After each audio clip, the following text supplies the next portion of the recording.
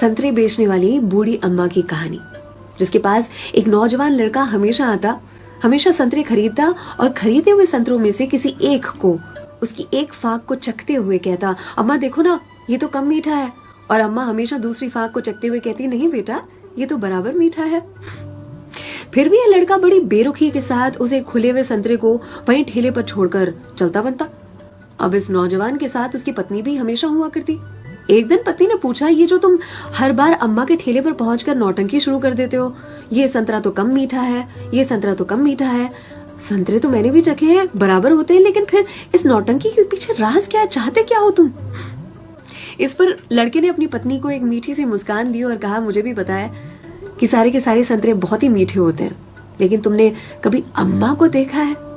अम्मा इतनी गरीब है कि जो बेचती हैं उन्होंने कभी चखा भी नहीं होगा, इसीलिए तो एक खुला हुआ संतरा उनके ठेले पर छोड़कर आ जाता हूँ, मेरी ओर से उनके लिए।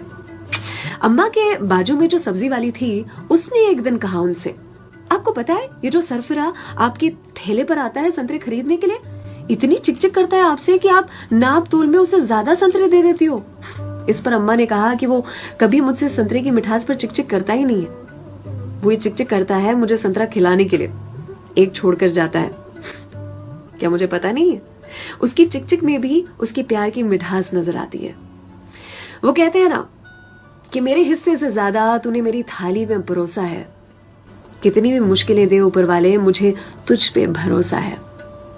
छीन कर खाने वाले का कभी पेट नहीं भरता और बांट कर खाने वाला कभी भूखा नहीं मरता।